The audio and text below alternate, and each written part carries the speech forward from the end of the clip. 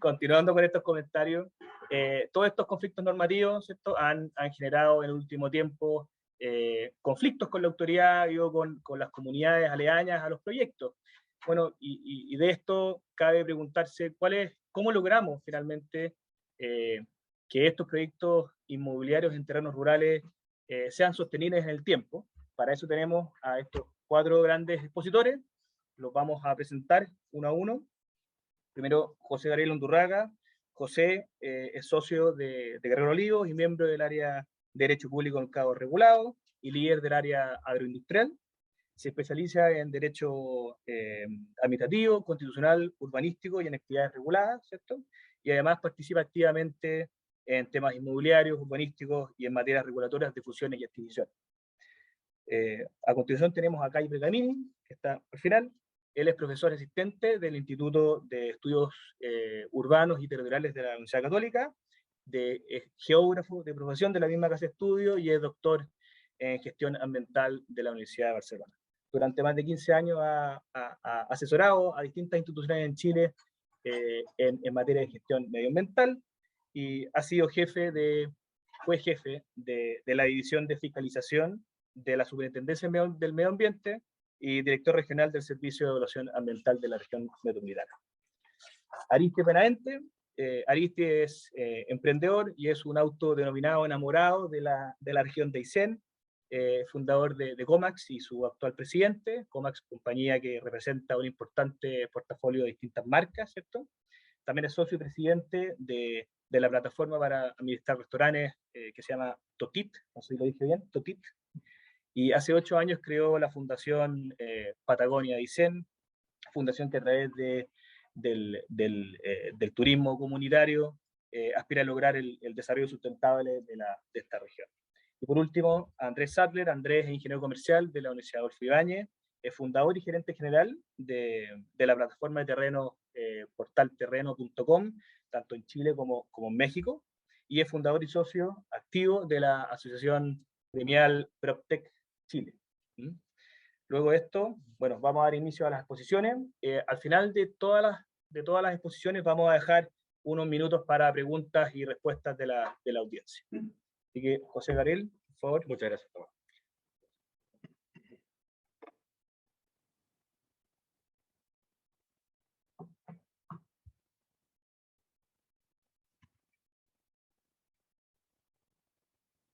Cosas que...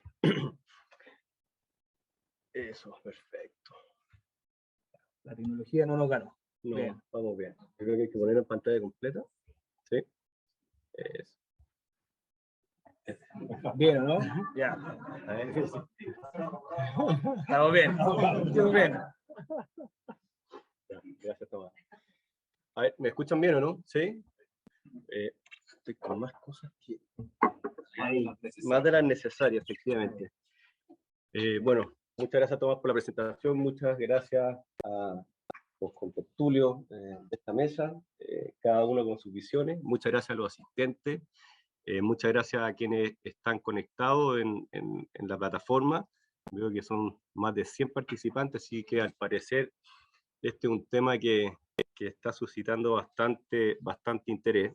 A mí me tocó, me va a tocar hablar de un tema que es lo normativo urbanístico, ¿ya? Lo normativo urbanístico es algo bastante relevante cuando hablamos de proyectos inmobiliarios en zonas rurales, ¿cierto? Porque si no estamos al amparo del urbanismo, no podemos desarrollar los proyectos o no se pueden generar estos proyectos en el área rural. Pero bien, como decía Tomás, hay un tema que es previo a todo esto, y es cómo concebir y cómo entender la realidad rural. Porque lo relevante de esto al final es el urbanismo, y el otro día lo conversamos cuando tuvimos una preparación de esta exposición.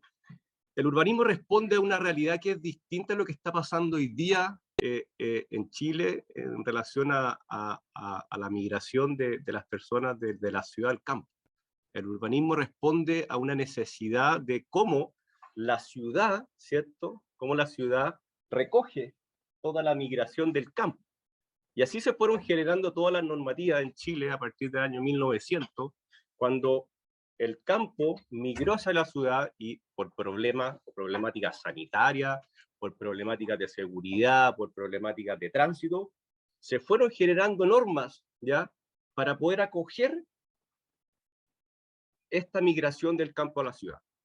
Y así se fueron generando la Ley General de Urbanismo y Construcciones, se fue generando la Ordenanza General de Urbanismo y Construcciones, apareció el Decreto Ley 3516, que tiene una historia que es bastante particular, que no es una historia urbanística, sino que responde a necesidades sociales como consecuencia de la reforma agraria. Entonces, creo que es interesante entender cuál es la problemática que tenemos hoy día.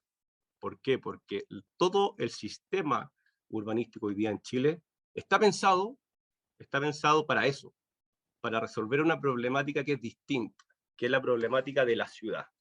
Y no la problemática del campo, no la problemática de la ruralidad, ¿ya? Y por eso, aquí, a mí siempre me gusta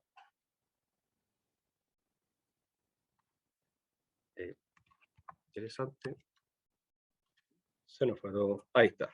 Vale.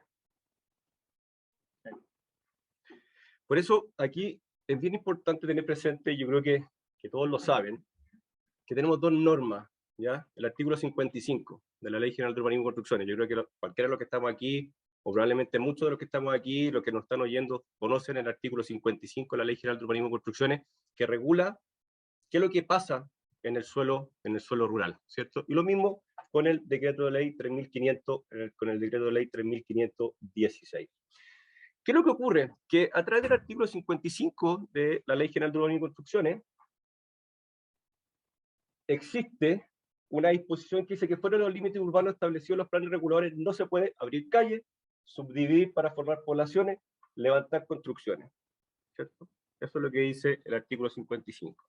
Pero, el artículo 55 también establece ciertas excepciones relacionadas con qué es lo que puedo hacer en el área rural, desde la perspectiva del urbanismo. Y dice que la construcción para la explotación agrícola o para la vivienda del propietario, esa es una excepción que establece el artículo 55, que es muy importante. Porque al final, toda la problemática que tenemos hoy día está al amparo de este artículo, del artículo 55 y de esta excepción que permite que para la construcción o la explotación agrícola del terreno exista la vivienda del propietario del mismo y de sus trabajadores. Esa es la principal excepción en el área rural.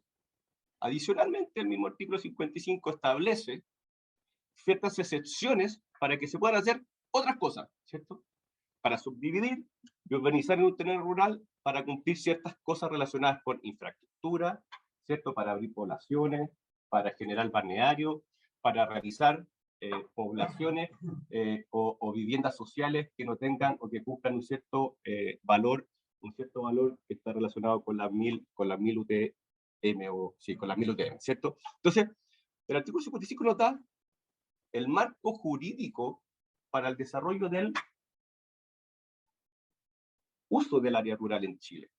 Ese es el marco jurídico, este es el marco jurídico, el artículo 55.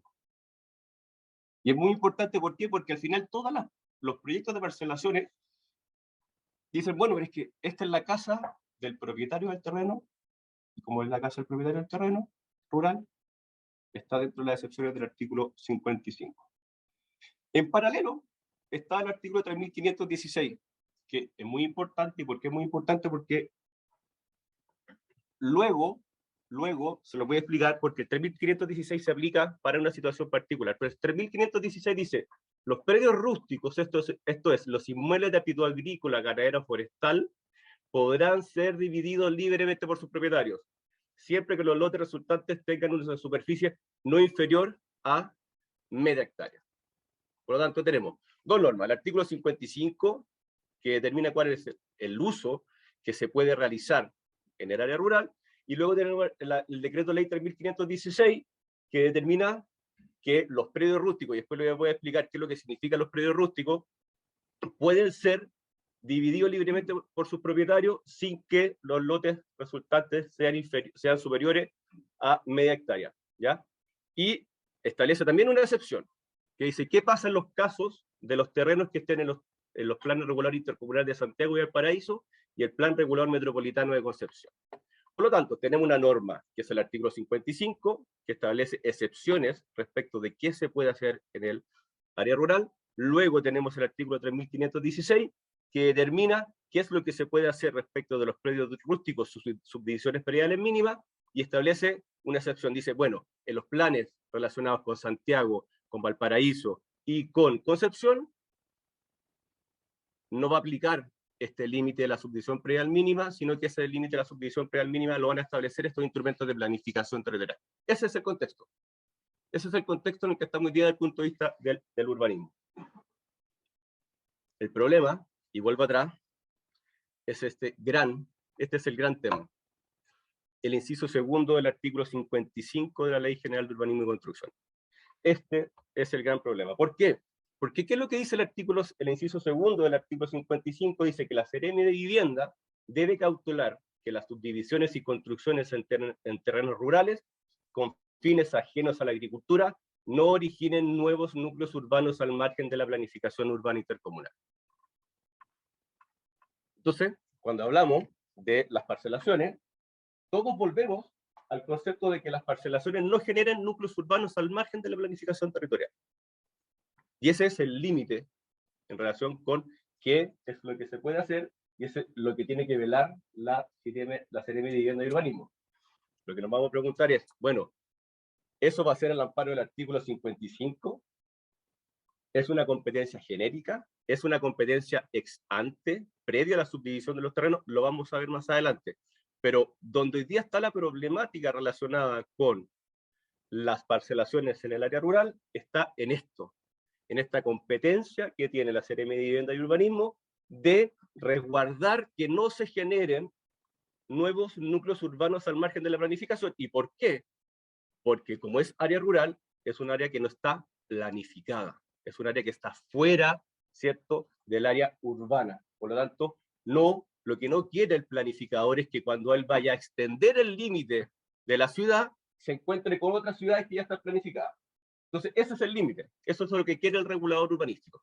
Entonces, nos encontramos con esta situación. Hoy día, la gran problemática, y lo vamos a ver más adelante, la gran problemática está en este concepto. ¿Ya? Problemas y soluciones. Primer problema. Yo creo que ya todos nos olvidamos de un tema. Primer tema, ¿se acuerdan de los loteos brujos o irregulares? ¿Se acuerdan ustedes o no? Yo creo que, no sé si o me estoy poniendo muy viejo, pero la problemática en relación con el área rural, la inicial problemática del área rural, no fueron las parcelaciones. No fueron las parcelaciones realizadas al amparo de una subdivisión del 3516, de una subdivisión al amparo de los instrumentos de planificación territorial de Santiago, de Valparaíso y Concepción. Fueron los loteos brujos o los irregulares, donde teníamos terrenos, ¿ya?, que se vendían derechos. ¿Y qué generaron? Que en un terreno de 5.000 metros se vendían derechos y existían 5 o 6 casas. 5 y 6 casas que no tenían dotación eléctrica, 5 o 6 casas que no tenían dotaciones de agua potable, y el principal problema que tenían todas las municipalidades, me acuerdo de la municipalidad de Pirque y Puente Alto, donde hay muchos de estos lotes irregulares, ¿cierto? Es la basura. Esa es la problemática de los lotes, pero ese es el origen. Y no nos olvidemos que ese es el origen de la problemática. Ese es el origen. Hoy día estamos en las parcelaciones, sí, pero el principal origen de esto fue los loteos brujos o irregulares. Y como consecuencia de eso, cuando decimos cuáles son los problemas, obviamente escasez de infraestructura y equipamiento. Porque eso es lo que se genera. Y eso es un poco lo que también en algún momento va a decir Arístides, cómo hacemos buenas y sustentables parcelaciones, porque lo que no queremos limitar el uso del terreno rural. Queremos hacerlo, queremos usarlo, pero de manera correcta. ¿Ya? Entonces, vamos a tener problemas, se generan problemas de escasez de infraestructura de equipamiento. Pérdida de suelo agrícola, todos decimos, bueno, se va a perder el suelo agrícola y aquí entra una competencia. ¿Quién prima? ¿La actividad agrícola o la actividad más llamada actividad inmobiliaria, en el sentido de la generación de estos proyectos? Y aquí es donde está hoy día también y donde se ha traspasado el foco de actuación, la convivencia con las áreas de valor natural. ¿Por qué?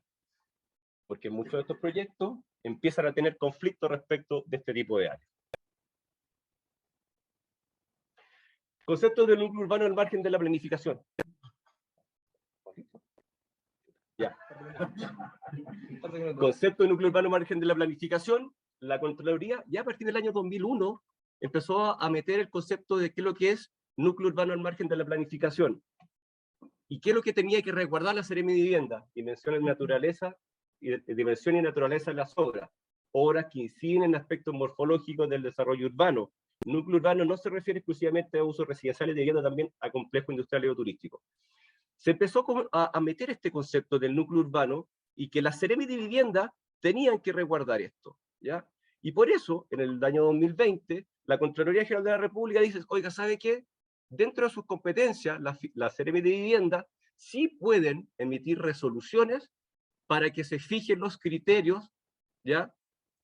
Para determinar cuándo existe un núcleo urbano al margen de la planificación, o cuándo no existe un núcleo urbano al margen de la planificación. Y a partir del año 2020 se han dictado todas estas resoluciones. Están pendientes la Arica, la Parinacota, la región metropolitana está pendiente, la Seremi de los Lagos y la Seremi de Vivienda, de Aysén, ¿ya? Están pendientes. Ya se han ido dictando varias de esas resoluciones. ¿Y por qué es importante la dictación de estas resoluciones? ¿Por qué? Porque miren lo que dijo la Seremi de Vivienda de Antofagasta. La Seremi de Vivienda de Antofagasta dijo, yo voy a entender que no hay núcleo urbano al margen de la planificación cuando la ocupación de suelo máxima con uso no agrícola no supere un 30% del predio. Ya fijó un estándar. Es decir, puedes ocupar hasta el 30%. Dentro de los porcentajes, el 15% del predio o de ese 30% tiene que ir o puede ser utilizado para construcciones. Pero después nos encontramos con la región del Ñuble, que empieza a hablar de densidad bruta de 100 habitantes. Empieza a regular como si fuera un planificador urbanístico. Empieza a hacer densificaciones. Entonces, aquí la problemática, y para ir avanzando y que Tomás no se me complique, el gran tema aquí es, miren, ¿qué es lo que es la subdivisión? Y con esto voy a ir terminando. Cuando yo voy a subdividir en el área rural, voy a enfrentarme a dos situaciones. Una, la subdivisión al amparo del artículo del decreto ley 3516, es decir, todos aquellos terrenos que estén fuera de esos instrumentos de planificación territorial, donde voy a tener subdivisión predial mínima de media hectárea y tengo que resguardar que no exista cambio de destino.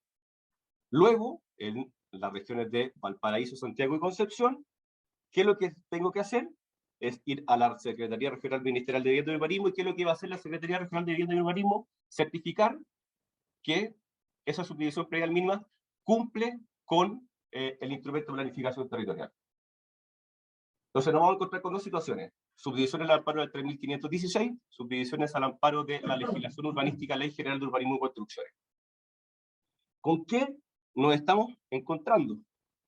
Que en las subdivisiones que se están haciendo al amparo de la legislación urbanística, la Secretaría Regional Ministerial están diciendo, ¿sabe qué? No voy a aceptarle su subdivisión porque su subdivisión es una subdivisión que genera un núcleo urbano al margen de la planificación. Por lo tanto, ya tenemos tres regiones donde los criterios que se están utilizando, de acuerdo a las resoluciones que yo les dije anteriormente, las Seremi ya están poniendo el ojo sobre esto, están diciendo, ¿sabe qué? Aquí yo no solamente tengo que certificar que cumple con la subdivisión predial mínima, sino que tiene que cumplir con estos parámetros que yo establecí para determinar si existe o no existe un núcleo urbano al margen de la planificación. ¿Qué es lo que ocurre en el resto de todas las regiones? Y ese es el gran problema, con la subdivisión al amparo del decreto ley 3516. ¿Qué es lo que hace el SAC? El SAC tiene que certificar que tu subdivisión no supera la media hectárea y que no existe un cambio de destino del predio agrícola, forestal o ganadero.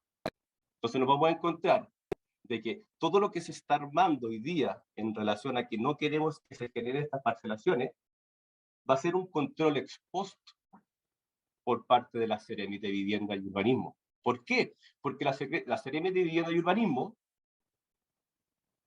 no intervienen en las subdivisiones al amparo del decreto ley 3.516. Solamente interviene el SAC. Y esto es bien importante, porque nosotros vamos a decir, bueno, yo presenté una subdivisión al SAC, me la aprobó, y después puede ser que la Seremi de Vivienda, ejerciendo sus funciones fiscalizadoras, diga, ¿sabe qué? Aquí se generó un núcleo urbano al margen de la planificación. Y esa es la problemática. ¿Cómo no nos generamos que el día de mañana la Seremi de Vivienda nos ejerza su función fiscalizadora y nos diga, usted es un proyecto que está al margen de la planificación? Recomendación: eventualmente ver esos criterios en las regiones donde existen esas resoluciones y tratar de que los proyectos ya cumplan con esos estándares mínimos que las mismas Seremi de Vivienda están estableciendo en esas regiones. Esa es una de las recomendaciones. ¿Por qué? Porque si no, puede ser que el día de mañana, aun cuando tenga mi subdivisión, aun cuando tenga mi proyecto, me puede fiscalizar y me van a decir usted un núcleo urbano al margen de planificación. Creo que por ahí va a ir hoy día, la solución momentánea a este tema. Y ustedes van a decir, bueno, pero ¿qué ocurre en todas las subdivisiones en Valparaíso, Santiago y Concepción? Uno podría decir, bueno, si es que me aprobaron la subdivisión, significa que no soy un núcleo urbano al margen de la planificación y ya cumplí con el estándar mínimo para que no se me considere como tal. Uno puede decir, bueno, quizás estamos tranquilos porque ya pasamos ese filtro. Podríamos decirlo. Pero igualmente, uno puede decir, si queremos ser más papitas que el Papa, tomemos esos criterios en esas regiones, aun cuando en Santiago no tenemos esos criterios, y considerémoslo en nuestro proyecto. ¿Ya? Es un poco lo que les quiero plantear hoy día, porque la problemática está.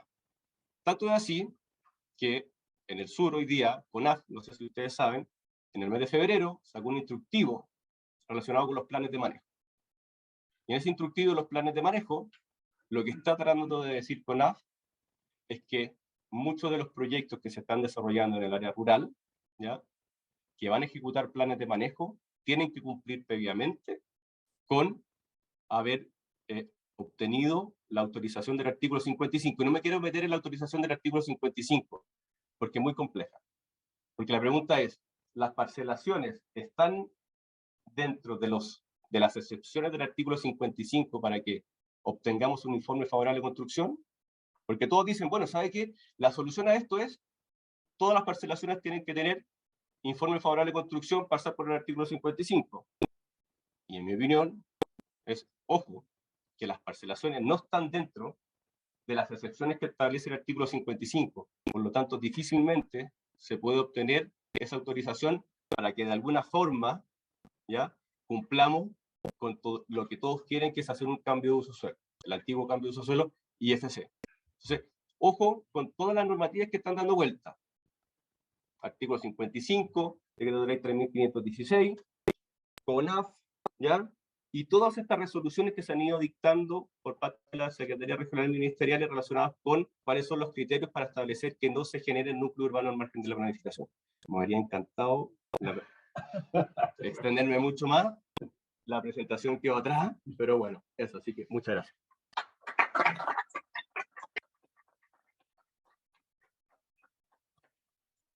Es culpa mía, así que bueno, ahora Kai, por favor. Le diste 10 minutos. Al final, claro.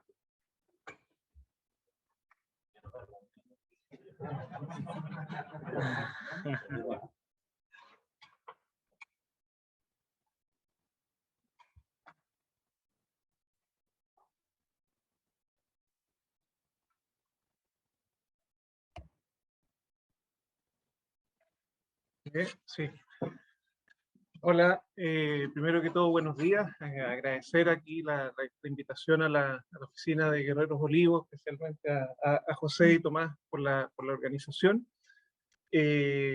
Conversamos con José, coincidimos nosotros en el Instituto de Estudios Urbanos el otro día y empezamos a hablar de estas resoluciones que estaban saliendo En mi caso, sobre todo, el interés tiene que ver más que nada con la mirada más ambiental del problema, y viendo cómo estaban también funcionando los tribunales ambientales y las acciones de la Superintendencia del Medio Ambiente. Dijimos, oye, aquí hay un tema bien importante, hay un cambio en la interpretación normativa, se están empezando a preocupar de estas cosas, y hay una importancia de abordar el tema y verlo.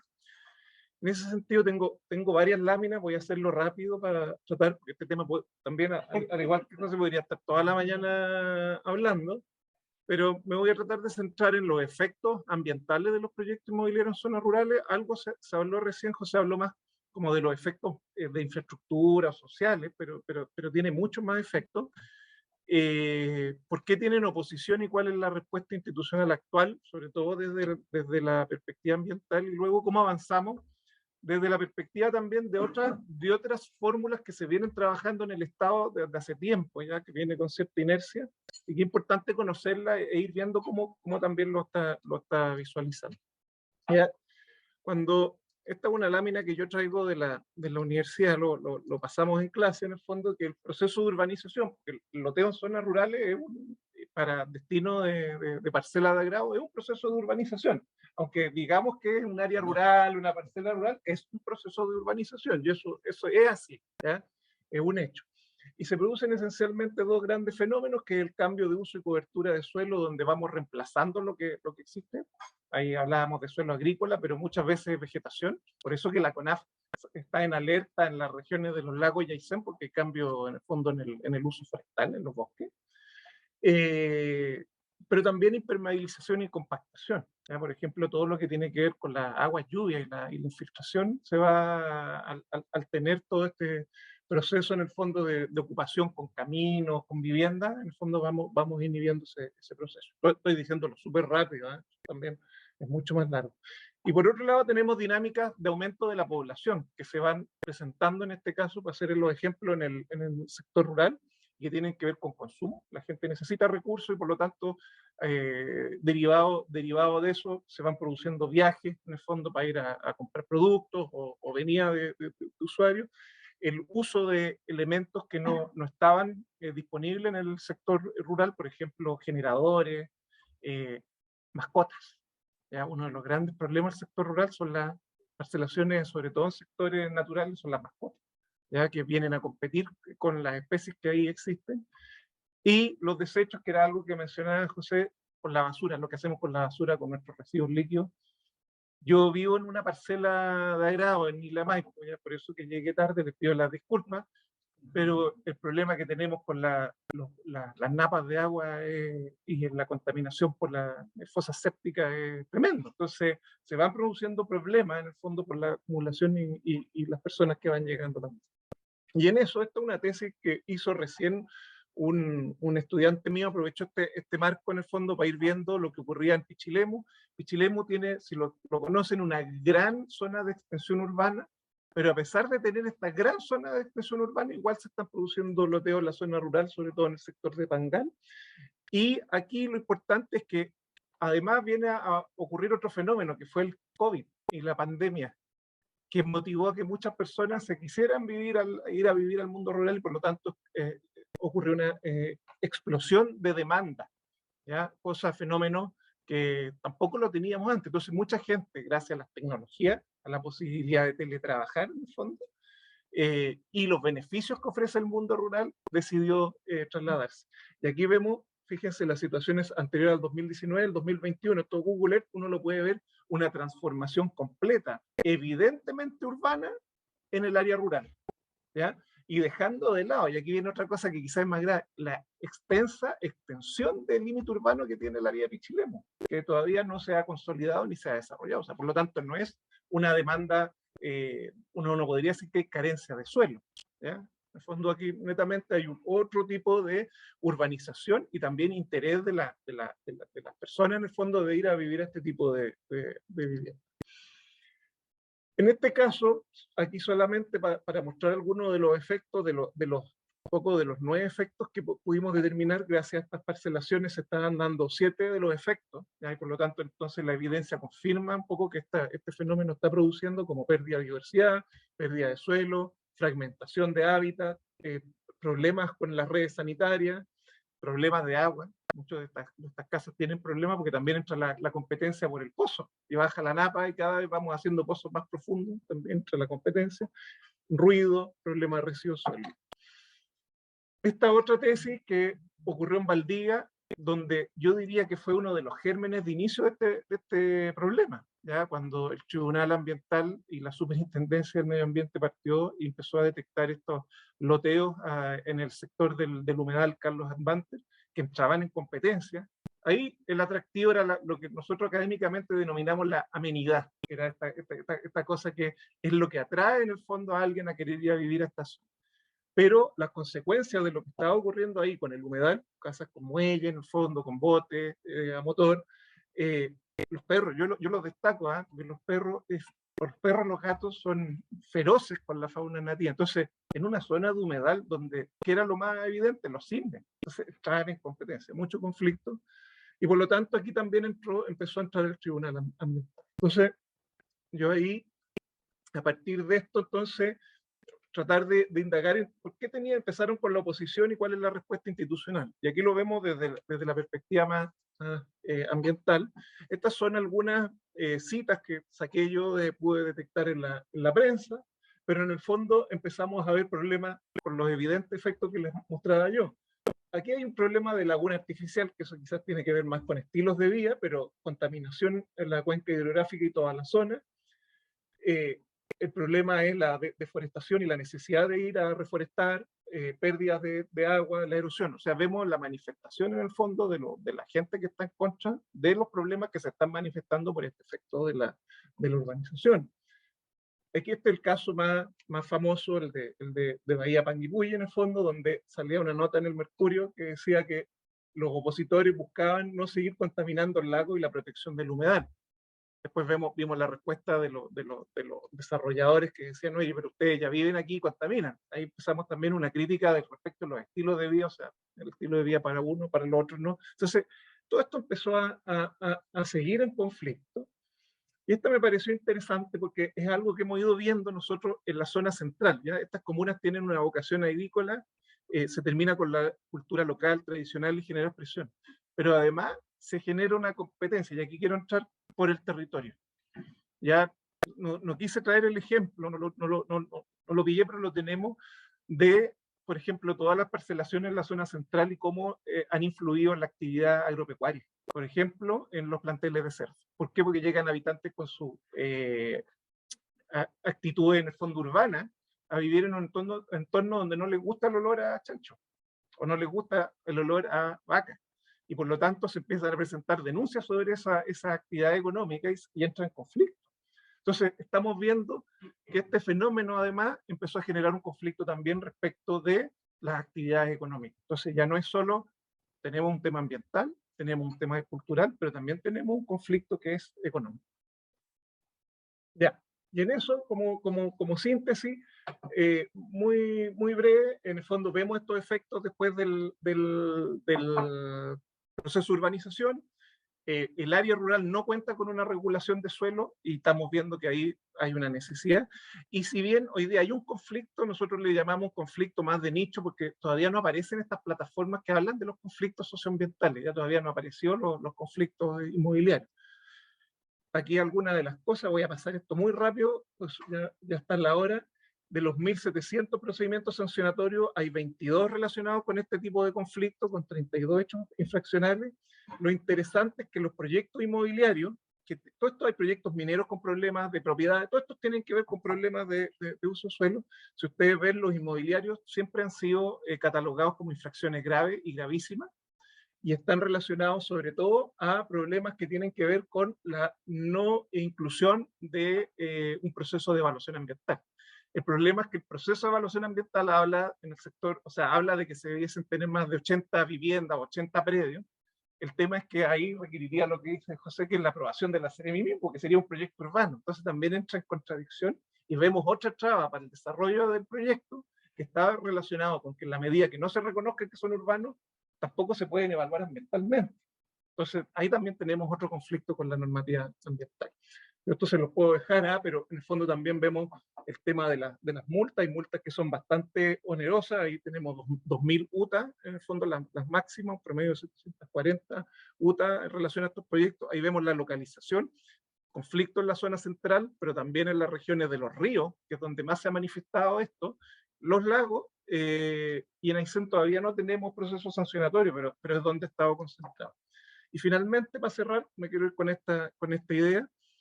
Mostramos que hay una problemática que hay que resolver en la zona rural. Vemos esta manifestación de distintos efectos que yo les mostraba y que hay que hacerse cargo, y por lo tanto se debe mejorar el sistema de evaluación y análisis de autorización en el sector rural. Aquí José dio una clase de cuál es el problema, si era antes o después.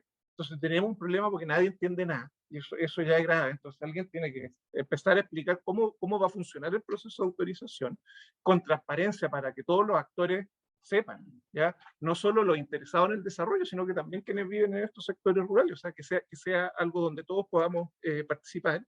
Y aquí brevemente, el Estado en los últimos 10 años ha estado trabajando desde la inclusión de la OCDE, de la formulación de políticas territoriales, la Política Nacional de Ordenamiento Territorial, la de Desarrollo Urbano, que puede ser la más conocida, y la de Desarrollo Rural.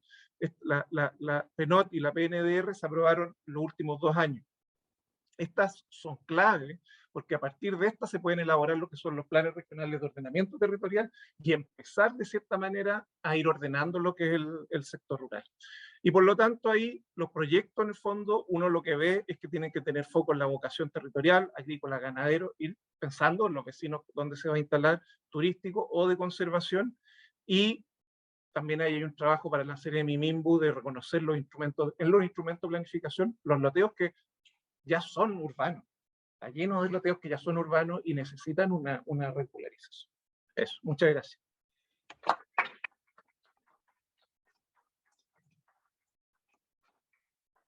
Muchas gracias, Kai. Le damos el pase ahora a Aristides Benavente, por favor.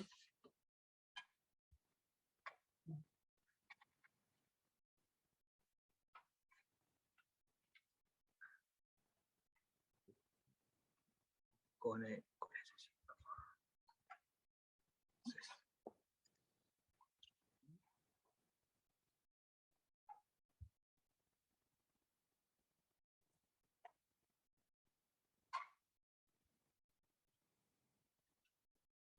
Perfecto. Le seguimos ganando a la tecnología. Bien.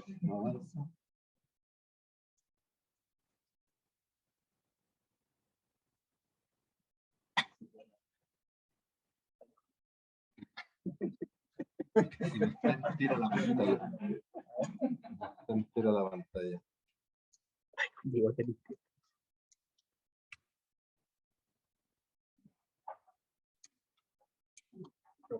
Sigo pegado. Daniela, si no.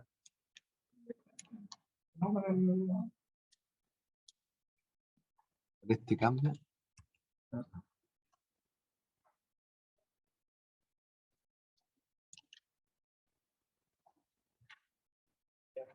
Aquí. ¿Ah?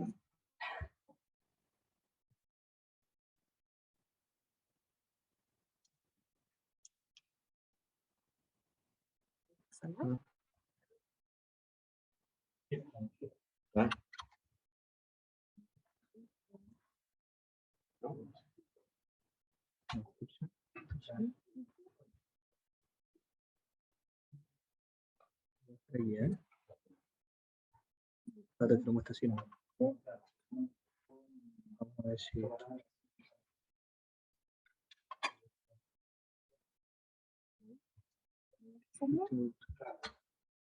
Sí, pero no. No, ahí sí. Bueno, yo voy a enfocar mi presentación en recomendaciones, mostrar algunos ejemplos de cómo poder hacer estas subdivisiones, resguardando y manteniendo la cultura rural, de alguna manera protegiendo la vida silvestre y lo más importante, cuidando la calidad del agua, que son las 3 cosas que yo creo que son lo más importantes en este tipo de procesos. Pero antes me voy a dar una vueltecita por lo que hemos estado haciendo en la Fundación, para poner un poquito en contexto en dónde se están haciendo estas subdivisiones, que eso es un poquito lo que yo les quiero mostrar. La Fundación parte en el 2014, el objetivo es justamente buscar la sustentabilidad de la región a través del turismo comunitario. Nosotros trabajamos en 4 áreas diferentes, en un piloto que hicimos en Cerro Castillo, que es un pueblito que está, una comunidad que está a 1 hora al sur de Coyhaique. Uno es en el activo que podíamos encontrar, que es el famoso Cerro Castillo, que después se transforma en Parque Nacional Cerro Castillo, después en mejorar la infraestructura, en potenciar las tradiciones y el deporte de aventura, e incorporar tecnología de manera de poder unir los que están con los que van a ir. ¿Cómo lo hicimos? Lo hicimos a través de los jóvenes, el emprendimiento, las organizaciones civiles, las redes, y finalmente apoyamos el famoso Plavetur, que se logró en esta comunidad, que es el famoso Plan de Desarrollo Turístico. En el liceo incorporamos un poquito el trabajo de Enseña Chile, llevamos a los alumnos a otros lugares como el Chaltén y el Filtro, hicimos que se subieran al Cerro Castillo. Acompañamos también los diferentes emprendimientos, hicimos concursos en aceche, prácticas universitarias, capacitaciones en servicio turístico, en la radio, muy importante, mejoras en jardines, gastronomía, en fin, hicimos voluntariado, llevamos gente en los veranos para poder mejorar infraestructura, así quedaron las casas que hay algo que pasa que no corre bien. Este es el trabajo que hicieron los voluntarios, estos son los trabajos que se hicieron para la ayuda a todos los emprendimientos, que en el caso de aquí que están mirando esto es lo que había antes, y eso fue un emprendimiento de un pool que hizo alguien ahí. Aquí fue un camping que se transformó, siempre había recursos compartidos, la fundación ponía la mano de obra y la gente en el lugar ponía todo lo que son los materiales, mucha motivación personal. Hicimos proyectos también comunitarios, se hizo ese muro de escalada, se ayudó a la creación del cuerpo bombero, se apoyó la oficina de información turística, las cosas de artesanía, en fin, el impacto que se logró a través de la incorporación de los maestros en la comunidad fue muy, muy importante. Se trabajaron con las organizaciones, las diferentes organizaciones sociales, y se conectó a la comunidad con todas esas organizaciones que estaban fuera. Y finalmente se ayudó a sacar este famoso Plavetur que les estábamos comentando. Aquí es donde se produjo una cosa importante dentro de la comunidad. Alejandro Aravena hizo un trabajo en la comunidad que es poder hacer un levantamiento de qué es lo que la comunidad estaba buscando.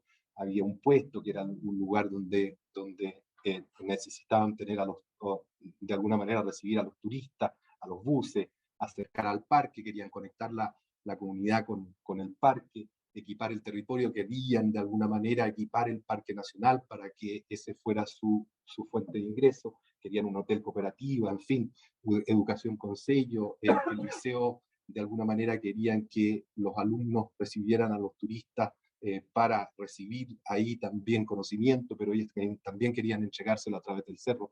Pero el último era lo importante. El último era que la comunidad quería que de alguna manera sentía una amenaza muy fuerte con los que iban a llegar. Ellos ahí sentían una cosa que la gente que iba a llegar, que iba a desarrollar sus proyectos, iba a hacer un impacto muy fuerte para ellos. Entonces pidieron especialmente que se creara alguna cosa que dijera qué es lo que se puede hacer y qué es lo que no se puede hacer aquí. Eso para nosotros nos hace dar vuelta a la fundación y dejar de trabajar para, como se dice, lo que estábamos haciendo a través del emprendimiento, y entramos en una segunda etapa que era colaborar con los que estaban en ese minuto con los emprendimientos, sus proyectos comunitarios, pero le introducíamos una cosa que era muy importante para nosotros, que era inspirar a los que van a llegar en la inclusión, en la solidaridad y en el respeto a las tradiciones y costumbres y el medio ambiente. Eso era lo importante para nosotros ahora en esta etapa, después de haber trabajado 5 o 6 años en la comunidad. Después nos pusimos un tercer objetivo, que era poder conectar a los que están con los que van a llegar. Y ahí es donde se nos produce esta avalancha de actividades que están haciendo los que están llegando y que está produciendo el impacto que está produciendo en estas comunidades. O sea, Cerro Castillo es un lugar que tiene 480 personas, 120 casas y comercios. ¿Se imaginan un loteo inmobiliario de 160 sitios que se están produciendo en Cerro Castillo? Por cientos alrededor, el impacto que genera en Aysén es enorme. Más de 7.000 parcelaciones en el 2021.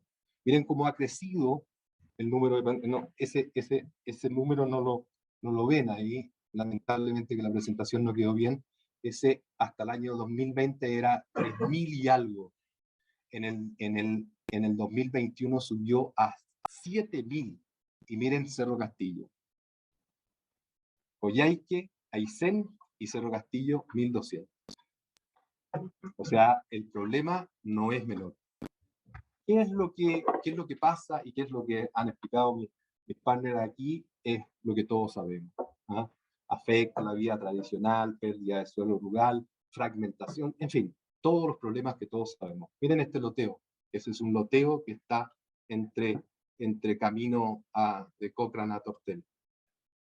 Esto es lo que se está produciendo hoy día en Aysén.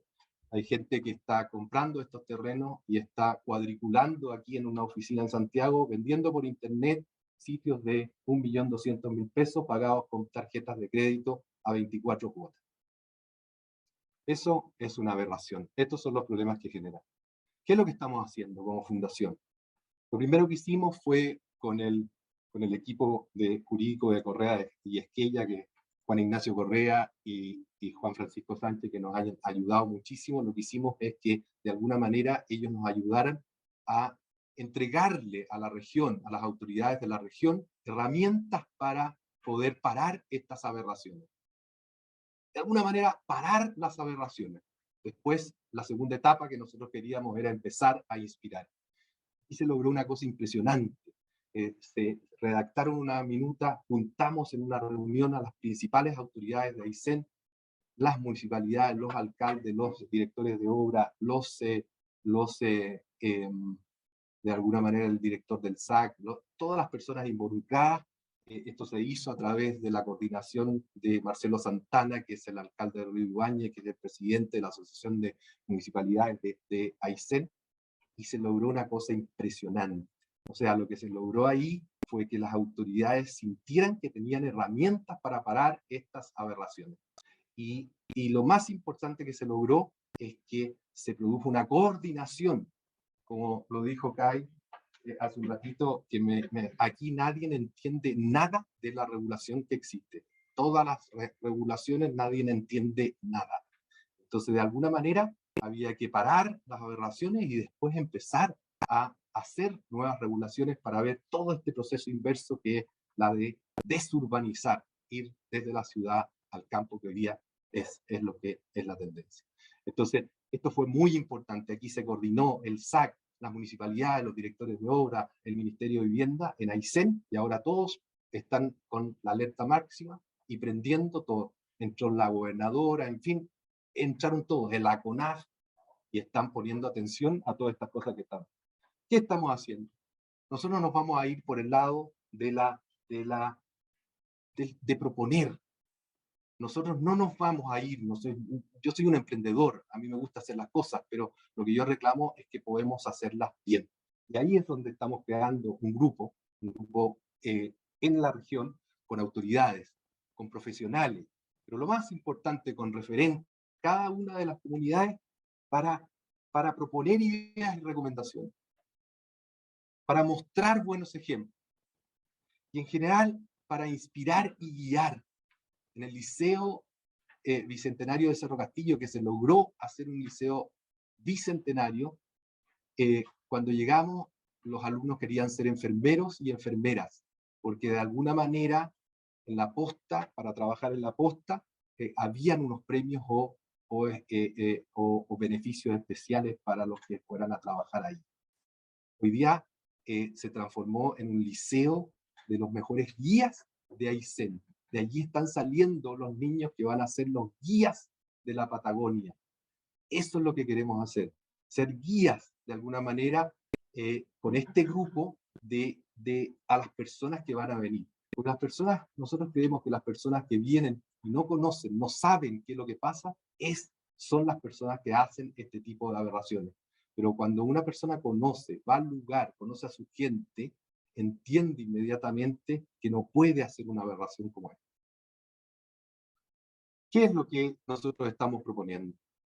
Nos estamos proponiendo cosas que son muy lógicas, muy lógicas. La primera es cumplir con la normativa vigente. La segunda es hacer un levantamiento del lugar. ¿Qué es lo que tiene? ¿Cuál es su relación con el agua? El agua es lo más importante. En esa primera lámina de ahí hay un esquema que está el río y están los arroyos. Esa es la base fundamental. Los cuerpos de agua, humedales, ríos, arroyos, quebradas, son cosas que hay que conservar. O sea, no podemos dejar de hacerlo. Sin agua es imposible que haya vida. Entonces, sin agua no va a haber posibilidad de hacer un buen desarrollo. El segundo es establecer un plan que de alguna manera lo primero que haga es conservar esas áreas costeras, humedales, cuerpos de agua, conservarlos. Lo segundo es dejar espacios abiertos, conectados entre sí, tales como bosques, quebradas, llanura, hábitat silvestre, áreas de buena vista.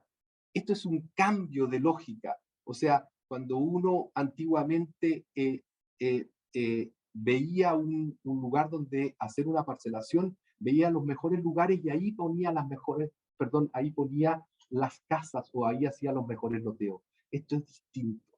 Esto es al revés. Tengo que proteger lo que tiene que ver con el agua y hacer espacios abiertos en los mejores lugares para que las casas y los loteos se construyan en lugares que son sobrantes, como quien dice.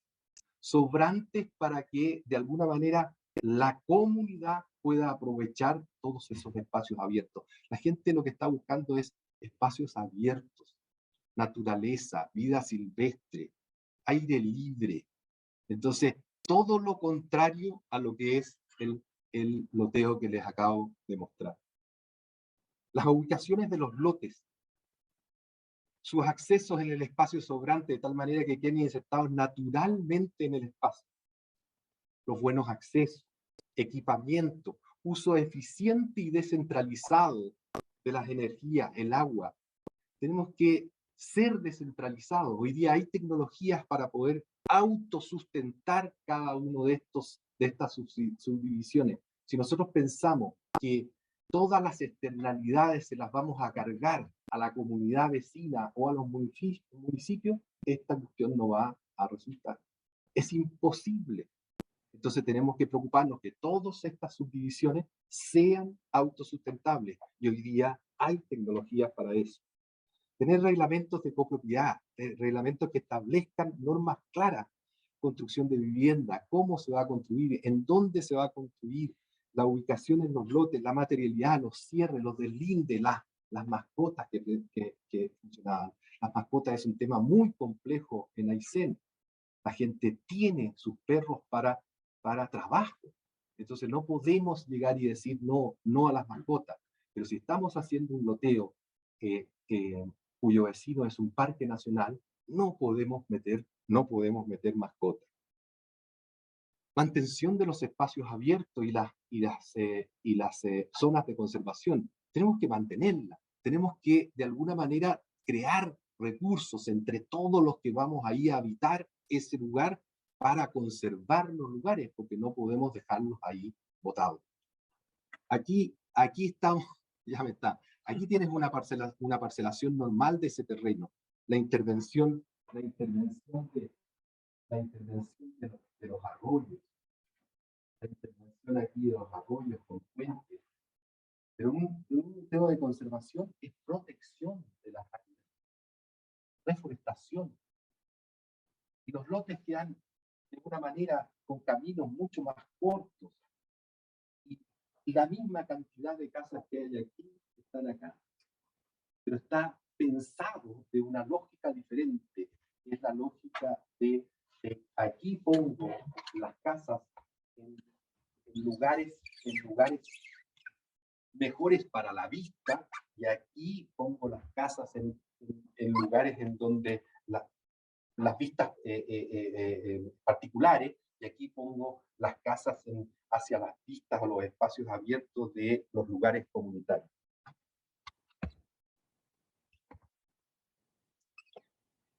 Ya, vamos a ir terminando, si no me van a matar aquí. Otras consideraciones que agregan valor. Este es un famoso paso en la Patagonia. La Patagonia era un lugar de paso. Cuando había un cerco, habían estos lugares de aquí, en donde eso me decía inmediatamente que yo puedo pasar. Cuando yo tengo un loteo y tengo a un colono que está usando una veranada arriba de mi loteo, si yo lo tranco, rompo esa posibilidad de paso. Senderos horizontales, todos los senderos en los loteos son verticales, pero cuando hago un sendero horizontal estoy integrando a los vecinos. Espacios para actividades también turísticas, forestales, dentro del mismo loteo. Derechos reales de conservación que permiten garantizar el que las tierras van a ser, o los lugares van a ser conservados.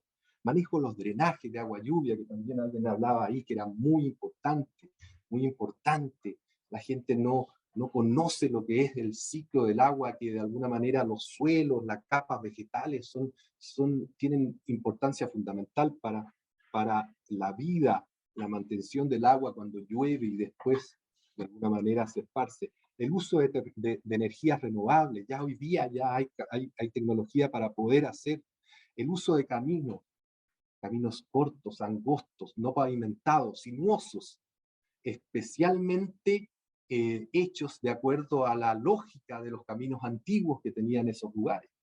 ¿Por qué hacer un camino nuevo, ancho, pavimentado? La infiltración del agua, el manejo del drenaje del agua es posible. Y para terminar, aquí muestro dos buenos ejemplos. Y este es un loteo que está liderando Cristian Ugarte, que se está haciendo en el río Báquer. Miren lo que es, estos son 500 hectáreas. No alcanza a... Estos son 500 hectáreas.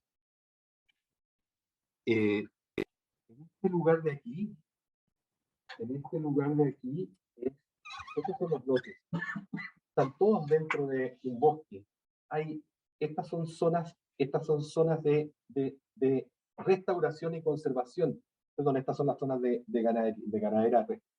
Aquí este señor de aquí dejó al dueño antiguo, al colono, dentro de la propiedad, no compró toda la propiedad y él sigue viviendo ahí.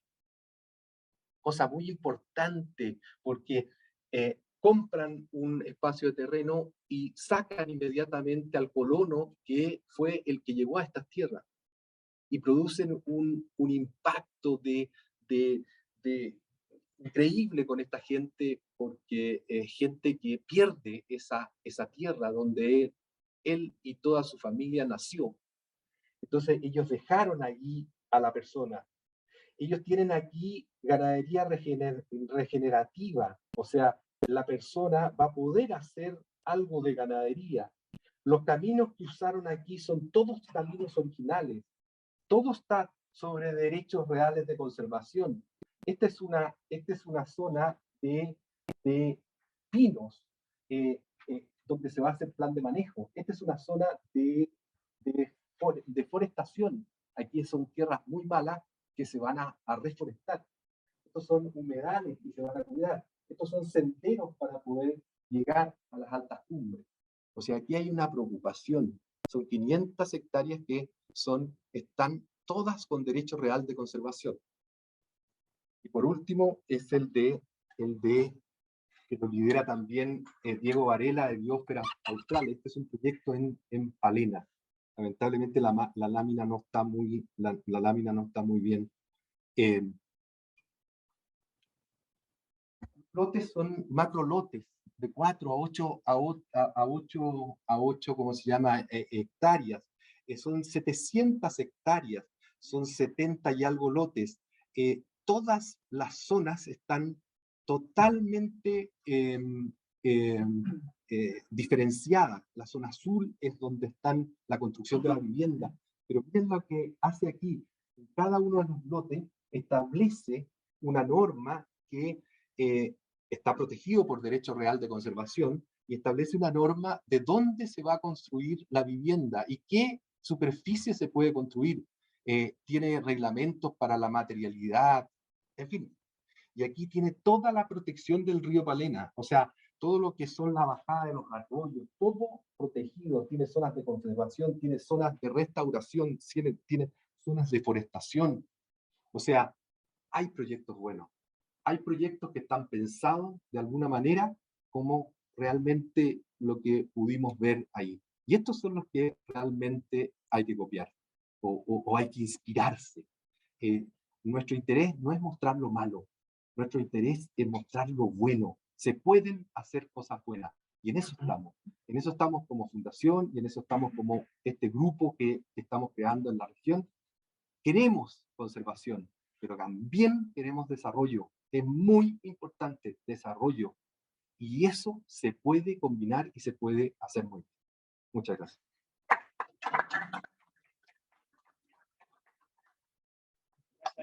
Ahora le damos el pase a Andrés Saldes de Portal Terreno.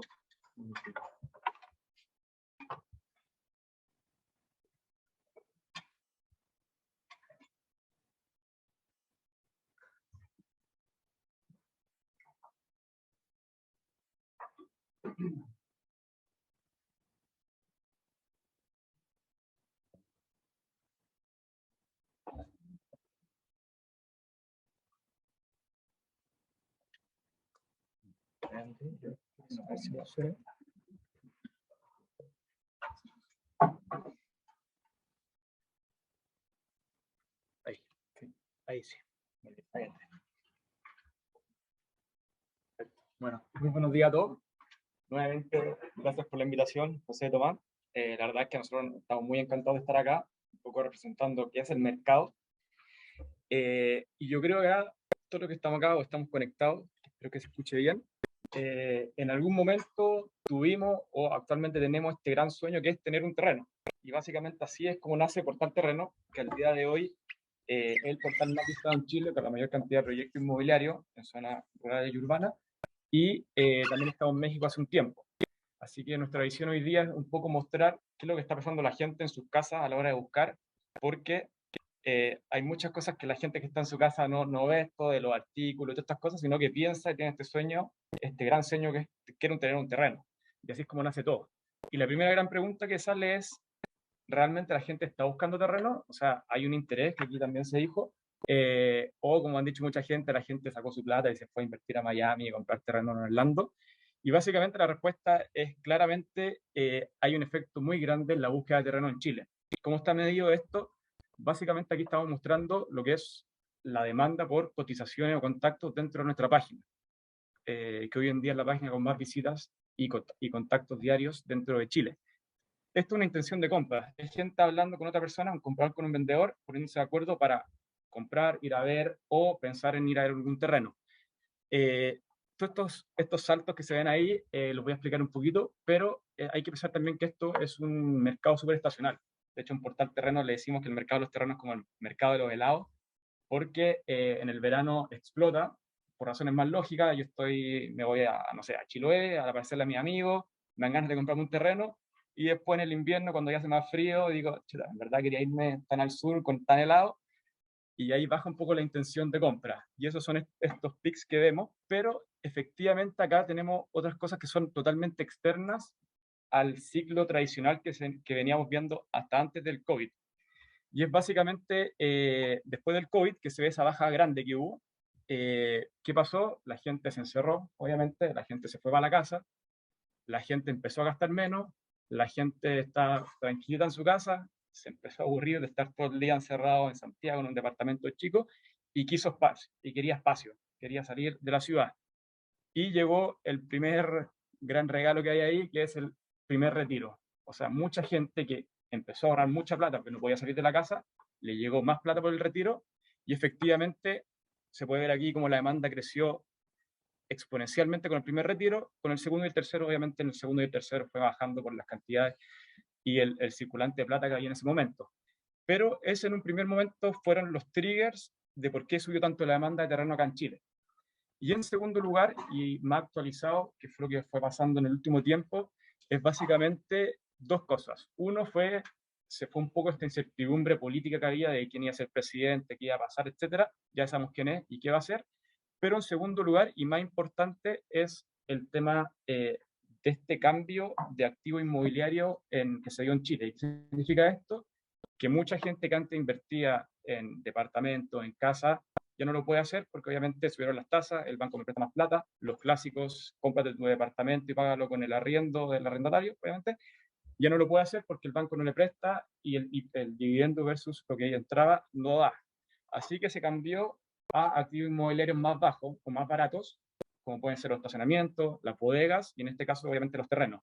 Y aquí se ve fuertemente como esto probablemente va a seguir subiendo. Estas bajas es porque estamos pasando el verano, pero vemos que esto está hasta marzo, sí, hasta marzo, y ya igual la cosa va para arriba. Y si pudieran poner un poco en contexto quiénes somos nosotros, quiénes somos el mercado, quién está buscando, y lo podemos ejemplificar en una persona, básicamente es alguien de 45 años, en su mayoría mujeres, y aquí parte la primera gran conclusión, y es qué precio está cotizando, qué está buscando. Y nos damos cuenta que más de la mayoría, más de la mitad, perdón, está buscando terreno entre 1 y 20 millones. Y aquí salta el primer problema. Una inmobiliaria que lotea y quiere entregar una buena solución vendiendo entre 1 y 20 millones en un promedio de 10 millones, probablemente no va a poder dar una mejor solución en cuanto a urbanización, porque los números no dan. Y bueno, después si nos vamos para arriba, claro, tenemos un gran porcentaje, casi un cuarto, que está buscando en torno a las 1000 UF, que ahí sí pueden darse cosas. ¿Y dónde están buscando? Aquí nos vamos un poquito, aquí perdón por los colores, pero les explico un poquito cuáles son. Pero básicamente la demanda está yéndose a los grandes clásicos. El primer gran clásico es la región de Valparaíso, esto está por regiones, las más importantes. La región de Valparaíso, que es la roja, donde más hemos visto que ha sido una constante. O sea, toda la gente, por una lógica de que Santiago es Chile, sale y se va a lo más cercano, que es Valparaíso. Pero en segundo lugar, que ya no es tan sorpresa, la región de los lagos, que es la sur que se llama arriba. Y después viene zona sur, que vendría siendo los ríos y lo que viene siendo la Araucanía, y muy junto todo lo que es el perímetro cercano a Santiago, O'Higgins, el mismo Santiago, región metropolitana, perdón, y el Maule. Y hacer un punto bien importante, la zona, el naranjo que se ve ahí, un poquito más arriba, es Aysén. Hoy día aún no se ve una demanda tan fuerte como lo que vemos en cuanto a cantidad en la otra zona. ¿Y por qué quería mencionar un poco Aysén? Porque después tenemos que ver la otra cara de la moneda, que es dónde están yéndose los loteos en Chile. O sea, cuáles son las tendencias. Y hoy en día esto muestra cuáles son las cantidades, cómo se está moviendo la oferta, o sea, cuántos loteos se están creando mes a mes en nuestra plataforma en las diferentes regiones. Y la está liderando, lo mismo antes, la número 1, la que está ahí arriba, en los lagos, pero la segunda es Aysén. O sea, hay gente que está buscando, hay gente que está haciendo proyectos allá, y la cosa va para allá. Y por eso yo me quiero centrar un poco para dar datos más específicos en la región de Aysén y la región de los lagos. Porque, bueno, ahí justo están comentando el agua en el norte, en general todo se está yendo hacia el sur. Y acá quería también, bueno, aquí coincidimos, no estaba preparado, pero pero básicamente la cosa está cambiando y específicamente en los lagos y en Aysén es un punto bien importante porque en el pasado hubo malas prácticas, no en todos, pero hubo malas prácticas, pero ahora también la región de los lagos y Aysén son regiones que están innovando mucho en buenas prácticas, que obviamente es donde todos queremos apuntar. Lo clásico, o sea, antes eran las parcelaciones, estos cuadraditos que hablaba antes de Arístides, que no es la lógica, la idea es cambiar un poco, Y este también es un caso de un cliente que también trabaja con nosotros, en donde, bueno, ya se lo explicó Aristides, pero básicamente está usando una pequeña parte de la superficie y el resto lo está implementando con derecho real de conservación, reforestación y varias cosas que obviamente este es un caso más extremo. No vamos a esperar que todos los loteos en Chile usen el 8% del terreno para hacer lotes, sería muy difícil. Y en la práctica en el mercado no funciona así, pero sí nos gusta poner este como ejemplo porque es para dónde va, es un caso muy bueno. Y vámonos con los datos. La región de los lagos básicamente es una región que está un poco más madura, regiones que estamos hablando que los precios desde de los proyectos inmobiliarios, que estoy hablando solo de loteo, está en torno a los 1000 UF con tamaños que se ajustan al mínimo de subdivisión, que son los 5000 metros cuadrados. Y cantidad de lotes por proyectos en promedio 83, y lo que estamos viendo que está muy bueno también, que el 13% tiene conservación dentro de estos proyectos. Y la diferencia pasa cuando nos vamos a Aysén, que acá estamos hablando de otro tipo de región, con otras características, precios más bajos, tamaños más grandes, precios desde en promedio casi desde los 20 millones y tamaños que van desde las 2,7 hectáreas, lo cual obviamente también viene con la lógica de que estamos en la tercera región más grande de Chile en cuanto a superficie. Aquí, sorry por el dibujo, pero nos pasamos con el paint, pintamos toda la Patagonia, pero ahí hay lo al medio es básicamente Aysén. Pero hay un tema importante que también lo mencionaron antes. Se está hablando que el año pasado entraron 7000 lotes en venta. Nosotros hicimos como un pequeño cálculo para hacer un orden de magnitudes.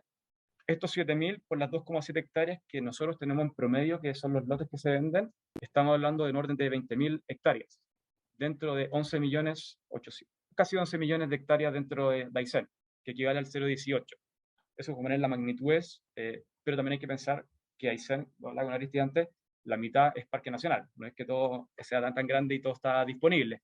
Pero lo importante de esta región, y que es una que está más innovando en la parte de la conservación, el 20% de los proyectos y subiendo, ese dato está con conservación y áreas gigantes, o sea, áreas que son 190 hectáreas de conservación versus las que vemos en la región de los lagos, por razones lógicas, son áreas obviamente más nuevas, no son áreas tan, en este caso, como, o sea, los lagos que ya llevan mucho tiempo, son áreas que están un poquito más popularizadas, por así decirlo, así que en Aysén se va dando este fenómeno. Y un poco cuanto las tendencias, aquí, bueno, ¿qué la está hallando en los mercados? Obviamente, dentro, si nos ponemos en la cabeza, el comprador o quien está buscando un terreno, siempre parte lo más clásico. Ahí puse una carita aburrida porque es lo obvio, que es el precio, la ubicación y tamaño. O sea, yo siempre voy a tener cuántas lucas tengo en el banco, me gusta la playa, la Patagonia, no sé, y qué tamaño estoy buscando. Eso es lo lógico. Pero ahora estamos viendo otras cosas nuevas que antes no se veían o en los últimos años no estábamos viendo. Uno de esas es la conservación. ¿Y por qué lo estamos viendo? Básicamente porque en los proyectos o en las zonas, como por ejemplo Aysén, estamos viendo que las personas que están cotizando son más jóvenes, que obviamente vienen con otra mentalidad. No quieren el loteo de los cuadraditos, sino que quieren el loteo, tener su casa, pero que también hay un contexto acorde a donde está comprando. Y segundo, que aún todavía no es tan, no marca una diferencia al momento de la venta, pero los lotes con conservación tienen una velocidad de venta más importante. Y finalmente, obviamente, las inmobiliarias, que lo que buscan es tener una velocidad de venta interesante, mejorar su TIR, buscan conservación, y cuando lo hacen, o sea, entre dos proyectos con conservación y uno sin conservación, por lo general la gente se va al de conservación, así que obviamente eso aporta a todos. Y en tercer lugar, son las experiencias, o sea, en México lo estamos viendo muy fuerte, con lo que lo llaman ellos, son las amenidades, que a diferencia de Chile, ellos ponen los loteos, que son lotes más pequeños, pero al medio ponen piscinas para todos, zonas de picnic, zonas de espacios comunes, de clubhouse. Hemos visto algunos que tienen hasta piscinas con olas. Y en el caso chileno, la experiencia va un poco más allá a las actividades. O sea, hoy día vemos muchos proyectos con senderos de trekking, bike parks, o loteos que tienen una temática especial, como por ejemplo loteos relacionados a todo lo que es el surf en la zona más central. Y en ese sentido, eso también ha ido agregando mucho valor a los proyectos, que también es algo que nosotros tratamos de potenciar. Y como portal terreno también, algo que estamos haciendo es meternos un poco en las certificaciones. ¿Qué significa esto? Que es ir primero a certificar que el vendedor de estos proyectos sea legalmente, sea el que te dice que está en el papel, no sea otra persona, evitar lo que se habló en un momento de los loteos brujos irregulares, sino que solo sea gente que esté loteando dentro de la norma, de cómo hablar cuál es la norma. Y en una segunda etapa, lo que queremos ver también es hacer certificaciones, aquí probablemente vamos a dar la ayuda de los de Guerrero Olivo, certificaciones ambientales, que es muy difícil decirlo porque finalmente hay que poner ciertos parámetros, que a diferencia de las certificaciones legales es más fácil porque tiene que cumplir con ciertas cosas que ya existen. La certificación ambiental hay que ver cómo se hace porque va a cambiar mucho de zona en zona. Así que ya para ir resumiendo un poco, nosotros como Portal Terreno, y más que nada mostrando como lo que es el mercado, siempre estamos con esta pregunta, que es, ¿vamos a seguir loteando como siempre o no? La respuesta más probable es que no. O sea, vemos que la tendencia es hacia loteo un poco más sustentable, pero aquí entramos a ciertas preguntas que también me gustaría dejar abiertas y planteadas para todos, que es, ¿cómo esto va de la mano de la legalidad y la conservación? Si es que hablamos de legalidad, hablamos de temas de subdivisión mínima, coeficiente de constructibilidad, o las densidades, pero básicamente a lo que nos vamos a ir nosotros es los clásicos 5.000 metros cuadrados, que es el mínimo que nosotros podríamos subdividir y lo que la mayoría de nuestros clientes hace. Pero 5.000 metros en Chicureo, lo mismo que 5.000 metros en Aysén, 5.000 metros en la playa, que ya no queda ni espacio en la litoral central, es lo mismo que en la precordillera, donde es mucho más difícil construir. Y eso también tiene que ir de la mano a la conservación. O sea, aquí se habla mucho de la conservación, pero ¿qué es la conservación y cómo la podemos regular en cuanto a mínimos que se pueden exigir?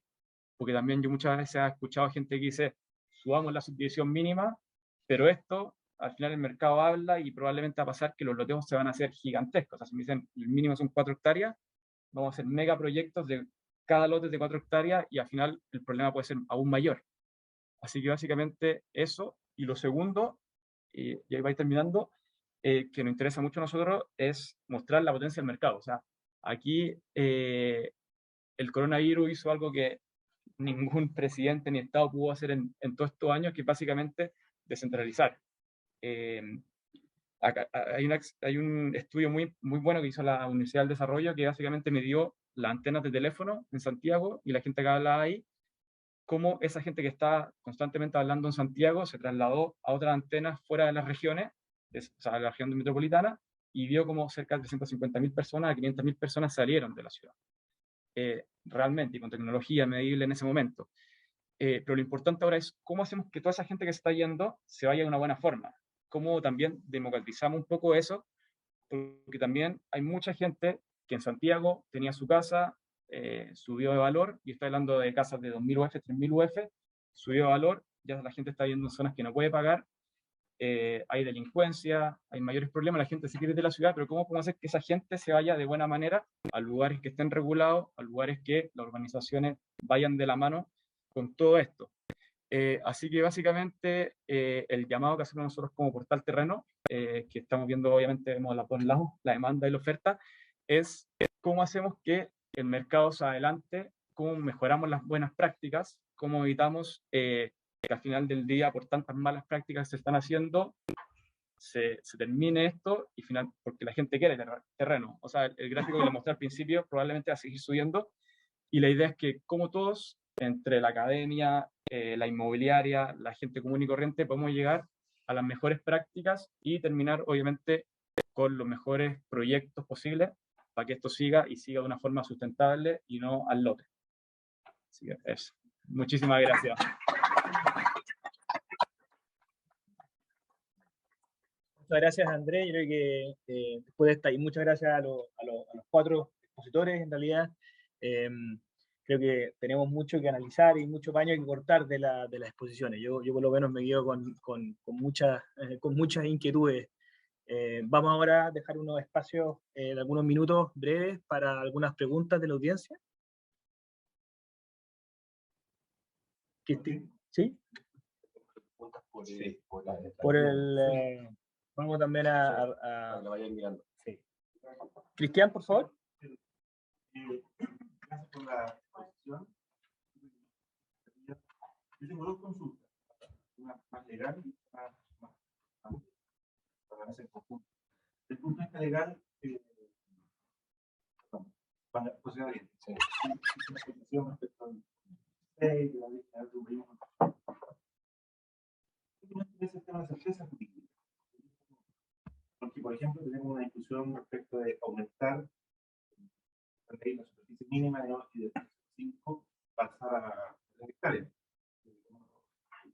Segundo, el concepto de núcleo urbano, hasta dónde, cuál es el límite, porque todo es opinable. O sea, yo veo, por ejemplo, el ejemplo que se colocaba ahí, es precioso, pero veo los lotes concertados y me echa la duda, oye, eso parece más un núcleo urbano que si yo tuviera un loteo más distribuido. También uno puede decir, oye, es un proyecto sustentable, pero tiene espinos. ¿Por qué no sustituye espinos y lo avanzamos? Porque no hay. Es discutible. Esto es un tema de lo que es núcleo urbano. Y lo segundo, bueno, sí. Segundo, está el tema de que el segundo tema es, a propósito de ISAN, y no sé si está extendido a otra región, la autoridad ambiental y las autoridades sectoriales están presumiendo que si tú loteas más de 80 parcelas, estarías desarrollando un proyecto habitacional de aquellos que deberían entrar al sistema de autoridad. Entonces, hay un problema más allá de todo el proceso nacional que estamos viviendo. Y ahora una pregunta para la mesa. Es que hay varios fenómenos en los cuales no se considera, en mi opinión, el factor humano desde el punto de vista de las personas que quieren acceder a ciertos bienes, hoy día están limitados a quienes tienen cierto poder adquisitivo. Yo quiero, o sea, mirarlo desde la perspectiva de una persona que quiere disfrutar, que tiene una conciencia ambiental distinta a la que tenían nuestros padres, abuelos, por lo tanto quiere acceder a bienes que hoy día están limitados a quienes tienen cierto poder adquisitivo. Entonces, cuando hablamos de la Patagonia, y no está el tema de la superficie que está involucrada, uno dice, bueno, qué bueno que estemos descentralizando, porque la mirada global es que esa descentralización, en un sentido del bien común, probablemente sea positiva. Si finalmente estamos conscientes de lo que significa el cambio climático, a lo mejor vamos a terminar todos viviendo en un par de años, 50 años más, desde Puerto Varas hacia el sur. Entonces, también hay fenómenos globales en donde yo creo que hay que tener mucho cuidado porque esta presión, esta lucha entre los incumbentes, es decir, los que han desarrollado proyectos, y quienes quieren desarrollar nuevos proyectos que probablemente sean al final del día competencia. ¿Te fijas? Colocaron el ejemplo de Biosfera Austral, que está haciendo un súper buen trabajo, pero así como Biosfera Austral, hay otras empresas que también están haciendo muy bien en esa misma dirección. Entonces, ahí también hay que tener ojo, creo yo, entre y ya tienen sus proyectos consolidados y quienes quieren también hacer que más gente acceda a algo que es patrimonio, por lo menos, son comentarios y las preguntas. Y la ganadería, como dices tú, la generativa. La ganadería es, o no. No siempre. Gracias por la pregunta. A ver, en orden. Subvención predial mínima. Perdón. Subvención predial mínima. Queda un poquito ahí a lo que establezca. Yo creo que el legislador, ¿te fijáis? Podemos ver proyectos de media hectárea que cumplan a cabalidad con lo que se quiere tener como un proyecto de parcelación en el área rural. Yo no tengo una opinión. Ojo que hoy día en el área rural, en la región metropolitana, la subdivisión predial mínima es de 4 hectáreas. Entonces, creo que el tema de la subdivisión predial mínima sí tiene un efecto, pero no es determinante. Creo que es más determinante lo que va tu pregunta en relación con la certeza jurídica. Y probablemente lo que yo expuse, lo que menos di fue certeza. ¿Te fijas, no? Porque no existe esa certeza. Y lamentablemente creo que hay que ir a buscar ciertos elementos que no son normas puras y duras, sino que son lo que llamamos los abogados de soft law, de este derecho que no es puro y duro, sino que hay que ir a buscar a elementos de comportamiento desde la perspectiva más del compliance. Creo que eso es lo que tenemos que hacer. Y algunas de las directrices que tú me preguntaste respecto al núcleo urbano, creo que son directrices que están bastante alineadas en lo que queremos. El concepto de núcleo urbano, la Contraloría lo explicó ya en el año 91. qué es lo que es núcleo urbano y cuándo entendemos que se está generando un núcleo urbano. Y el núcleo urbano, como comentaba, no es solamente respecto a temas habitacionales, sino que respecto de proyectos industriales, proyectos de cualquier otra característica que se desarrollen en el área rural. Entonces, creo que el concepto de núcleo urbano es donde tenemos que tirar para efectos de buscar esta certeza jurídica, para efectos de ir generando mayor claridad en el desarrollo o en la ejecución de este tipo de parcelaciones. Y respecto al tema ambiental, no soy experto en el tema, me toca verlo, pero creo que la legislación ambiental hoy día ha sido la respuesta a esta poca certeza jurídica, y donde sí hay certeza es en el sector ambiental. Y por eso la legislación ambiental hoy día se ha transformado en esa herramienta para efectos de la fiscalización de este tipo de proyectos. Por lo tanto, inevitablemente se ha generado un control, no por la vía que uno podría pensar que es la vía urbanística, ¿ya? Tenemos un par de querellas presentadas en Santiago, otra querella presentada en Valdivia respecto de la ejecución de estos proyectos, pero sí, y muy en la línea de lo que comentaba acá, y también lo que le preocupó mucho Aristide y Andrés, la legislación ambiental hoy día está siendo esa herramienta de control, donde uno podría decir, bueno, pero es que esa herramienta de control tiene una línea base, que es la legislación urbanística, pero la legislación urbanística no nos está dando esas herramientas para llegar a enfrentar o para llegar a estar bien desde la perspectiva ambiental. Es un poco mi respuesta. No sé, yo me quiero hacer un poquito cargo de tu preocupación de los precios. Exactamente lo que estáis diciendo es, oye, esta cuestión, si se complejiza demasiado, van a aumentar los precios y no va a haber acceso a la gente que tiene menos recursos, que tiene una necesidad igual que la que tiene más. Entonces, al final se puede transformar en un problema de solamente las personas que tienen recursos. Entonces, no. Me refería exactamente a eso, sino yo a que uno está encontrando en la Patagonia, en el seno, en general son, como lo mencionaba en tu estudio, cierto grupo etario, de mayor conciencia ambiental.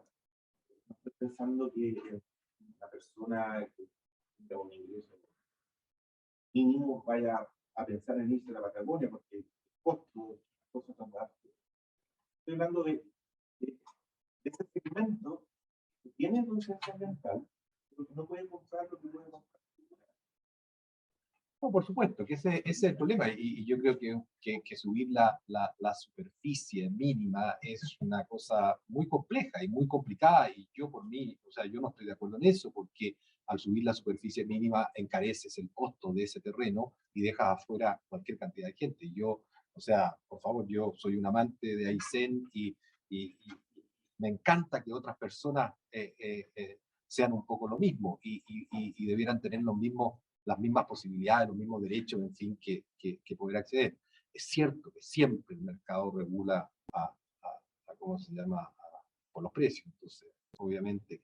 Pero esa es la problemática, pero ahí es donde la solución que yo creo va a ir por el lado de la protección, porque de la otra forma no lo puedes. Si tú no logras mantener el carácter rural, si no logras que la vida silvestre se mantenga ahí, y si no logras cuidar el agua, la calidad del agua, no va a tener valores.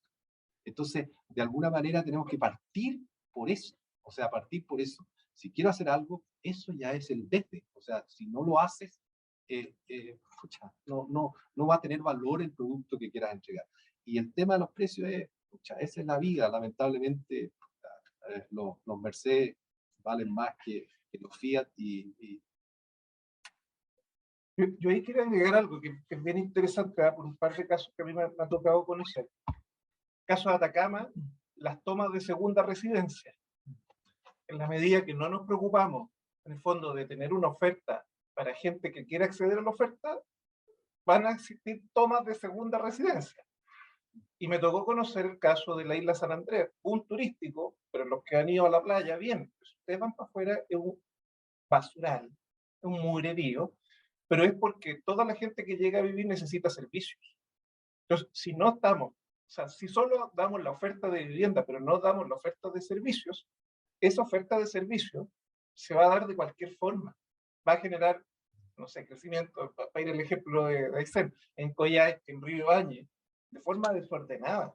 Entonces, por lo tanto, yo entiendo que aquí hay una mirada desde el proyecto inmobiliario, pero la mirada del proyecto inmobiliario tiene que ser no solo desde el proyecto inmobiliario, tiene que ser de las consecuencias y de lo que va a traer, porque si no, todas las virtudes que ofrecía o que era el atractivo, se va a producir la paradoja de que se van a destruir en el tiempo, justamente por no haber pensado eso.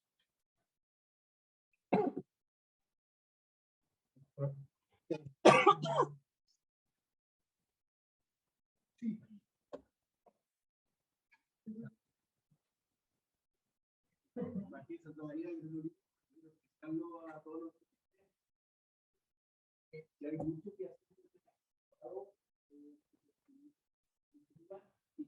Hacer lo que han querido estar.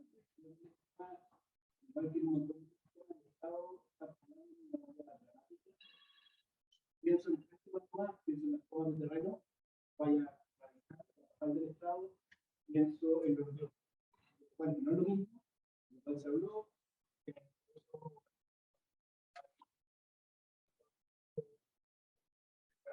500 casas, que el Estado no ha hecho nada, y en el tema de las parcelas, nuevamente el Estado está llegando tarde. En el 2016, la primera vez que escuché la cambiar y sigue tal cual. Efectivamente, este mercado va a tener que buscar mecanismos de autorregulación. Probablemente tienen que ver con las cosas que están aceptadas, sobre información de mercado, sobre las cosas que hacen la sociedad civil, estándares que van más allá de las normas. La atención porque son las cosas que debería existir. Esta es una situación que había tenido que llegar a un fondo para complicar, para ver el marco normativo de las cosas que el Estado puede hacer, para ver las cosas riesgosas. Y obviamente las cosas que puede aportar la academia, probablemente lo dejan para tener instrumentos privados, para hacer que los proyectos avancen. Lo que me preguntaba el señor, el Estado está llegando tarde y mal, probablemente va a llegar de manera injusticia. Van a resolver el gran conflicto. Mal, digamos, para el territorio, bien para un abogado que van a pega, pero creo que van a ver, van a tener que continuar a tener un montón de conflictos. Mientras el Estado no permita el valor. En honor al tiempo, vamos a dejar una última pregunta. ¿Alguien que está al final? ¿Encuentras también no pueden igual realizar las cosas de Coyhaique? Eso, bien. Bien. Pero había otra Sí, persona. dale. Sí. Hay vivienda del sur profundo, a mí me encantó la presentación de todos, a mí que usted tiene que contar con alguien que está en contra de todo lo que se vaya a la zona. En realidad me encontré con alguien que en realidad quiere que llegue un nuevo color. Cada nuevo color, porque en realidad todas las zonas que se de alguna manera tienen que existir desarrollo. Muestran y han visto buenas prácticas de empresas, de gente que yo considero amigos. Llamado por la SNA la semana pasada. Se muestra una buena práctica que la SNA la acaba de llamar para inspección, porque la van a realizar. Pero nosotros la estamos quedando tranquilos porque consideramos que es una buena práctica. Se puede encontrar, porque lo vamos a tener que unir para estar hablando con la SNA, qué es lo que es una buena y qué es una práctica. Porque incluso nosotros destacamos como algo positivo, para ellos es algo negativo.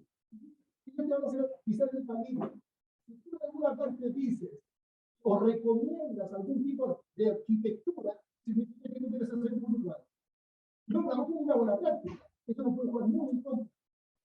Entonces, yo pensaba que me iba a encontrar con algo que realmente iba a hacer trabajo. Vamos a ver que otra vez, así como tenemos la SNA, tenemos a también ambientalistas, en realidad me encuentro con un partner que quiere hacer las cosas bien, como en el caso de Sur Profundo, también lo quiere hacer bien, con el caso de Dios, y muchos de ustedes también, por lo cual encuentro algo positivo de esta reunión, de que sí, vamos a tener que unirnos porque los parámetros y reglas de buenas conductas y buenas formas de hacerlo van a ser desde los privados. Veo en ti, obviamente, un aliado en ese caso. Porque vamos a ser nosotros quienes vamos a tener que decir, esto es bueno porque en realidad estas son las razones. Porque según tú, nada de dice existir que el sistema zona central son 1.500 lotes que vienen aquí a San Fernando. O sea, encuentro positivísimo esto, encuentro un aliado, pero nada libre, aunque tengan zonas de lo que quieran. Coyhaique. Hola, un gusto saludarlos a todos, primero que todo, gracias. El segundo es como más hacia Aristides. Bueno, nosotros no te dejas acordar, pero en 2016 tuvimos una charla junto que nos invitó Morfo con Mujeres del Pacífico. Era el inmobiliario que presentó esta vez, venía viajando a Uruguay y muerto.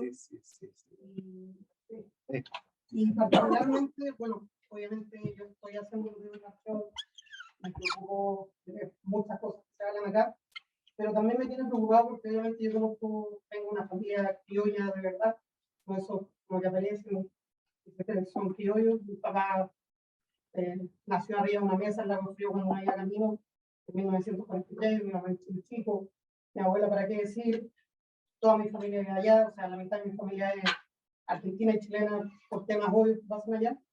Entonces, como coyhaiquino, que amo mi región, siempre he vuelto para allá, hice proyectos de integración social de S19, siendo que son proyectos súper poco rentables. Me tiene preocupado un poco la aparición de gente de Santiago, y por eso un poco te lo pregunto con altura de mira y respeto a Aristides, porque, por ejemplo, cuando yo partí trabajando, mi sueño era tener una parcela. Yo no vengo de una familia adinerada, pero ese fue mi sueño. Acá un amigo de su familia hace loteo desde hace muchos años, me dio la posibilidad de poder comprar una parcela, la pude comprar en cuotas, cuando teníamos un pésimo sueldo. Tengo una tía que también hizo lo mismo, que es enfermera, una abuela, después de ahorrar muchos años, recién pudieron construir su casa en Valle Simpson, que si uno dijera Valle Simpson cuando ellos se compraron la parcela era rural total, hoy en día es prácticamente urbano. Entonces me preocupa un poco eso, que pasen cosas como la que pasó quizá un poco en Valle, California, que hicieron proyectos gigantes y se veían hectáreas muy pequeñas en millones de dólares, y me preocupa más que todo, y acá me subo un poco el chorro hablando por todos los coyhaiquinos, que se pierde ese sueño, porque así conozco mucha gente y siento que se está atacando injustamente muchos loteos. A mí no me pasó, pero de amigos conocidos que incluso están acá, que tienen proyectos preciosos de conservación, que no hubo ningún criterio y se prácticamente denunciaron 28 parcelas por gente que 28 loteos, perdón, y no los estudiaron. Entonces, acá es con mucho la exposición de todo, pero creo que un poco la invitación es hablar con la gente y sobre todo la gente que es de toda la vida allá. Yo, obviamente, por temas obvios, mi familia, por suerte, salieron del colegio, tenían dos padres, tuve que irme a estudiar a Santiago, volví a Coyhaique a hacer negocio para pagar impuestos allá, llevar a la gente allá.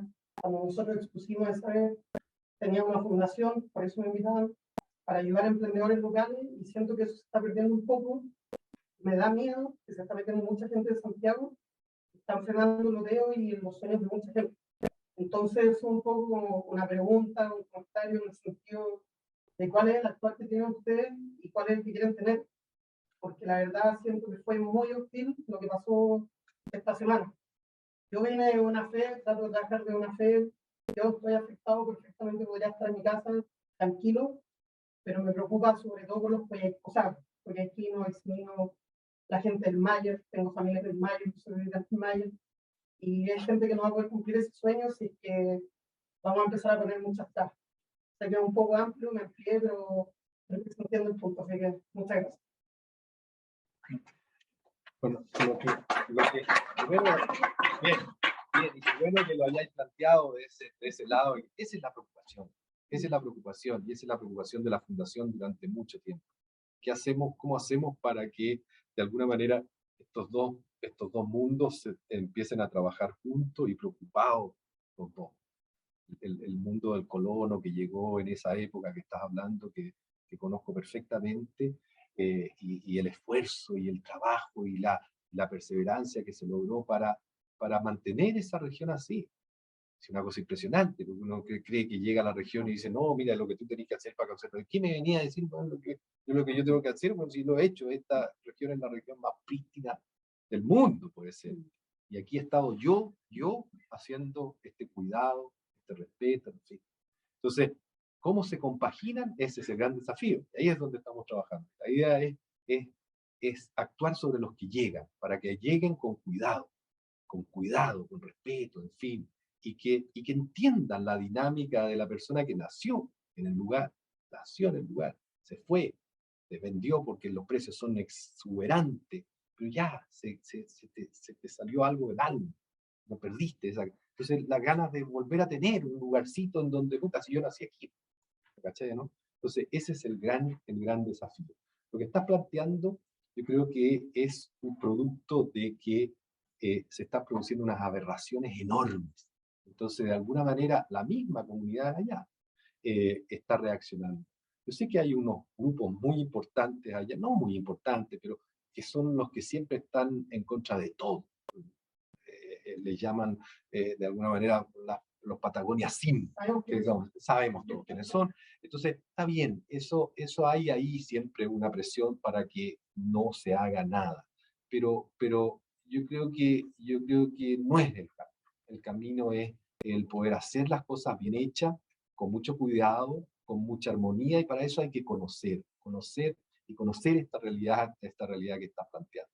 Yo creo que la mayor preocupación, y créeme que es el gran desafío que yo tengo, es cómo compaginamos esta fiesta. O sea, yo sé que si le empezamos a meter todas estas cosas que estamos hablando aquí a los loteos, encarecen los loteos. Y obviamente que dificulta más a la gente que es de allá, es colono, poder comprar estas cosas. Pero, en fin, creo que haya aquí un ambiente de poder compaginar esas dos cosas, y la fundación siempre va a estar por el lado de tratar. Bueno, era una pregunta que iba como por debajo también, obviamente. Entonces, ustedes no están trabajando en conjunto con los que hicieron la denuncia, que básicamente son Karma, Pato Segura, o sí están trabajando en conjunto. Nosotros no estamos trabajando en conjunto, lo que estamos haciendo es un grupo proactivo que, como se llama, que busca también el desarrollo, busca la conservación, pero también el desarrollo. Nosotros somos gente que nos gusta hacer cosas, y especialmente considerando lo que quieren hacer ustedes. Cuando tú hablas de la ganadería, hay ahí toda una lógica de gente colona que de alguna manera la ganadería a pequeña escala, que sirve de subsistencia y de proveer la oferta local, es una ganadería que puede ser absolutamente complementaria con todos estos proyectos así. Tú estás hablando un poco de la gran ganadería, entonces ese tipo de cosas son las que hay que tener cuidado aquí, porque si tú tienes a una persona que ha tenido ganadería y que tiene 150 ovejas, y cómo se llama, y que de alguna manera se puede mantener eso para poder sobrevivir, o no solamente sobrevivir, sino tener su pequeño negocio, es una cosa absolutamente respetable. Igual que la ganadería, igual que el huerto, el invernadero, siempre todo tiene impacto. Pero yo creo que con inteligencia y con tecnología y con empatía se puede lograr. Vamos, yo sé que hay otras preguntas, pero en honor al tiempo, ¿cierto? Y los que están ahí, los que están todavía conectados en Zoom, vamos a dejar aquí el seminario. Le vamos a dar las gracias, muchísimas gracias Andrés Sadler, Ariste Benavente, Kai Bretamini y José Gabriel Iturraga por las excelentes exposiciones. La verdad es que yo personalmente me quedo con muchísima pega para la casa. Creo que efectivamente el mercado está yendo más rápido que la autoridad en este tipo de proyectos, y probablemente, como alguien decía por ahí, creo que es un muy buen incentivo para los futuros proyectos lo que se está generando, lo que comentó Andrés, Ariste, Kai y José Gabriel. Así que muchísimas gracias a los 4 expositores, y muchas gracias a todos ustedes, a todos los presentes, y también a las personas que están conectadas, que fueron más de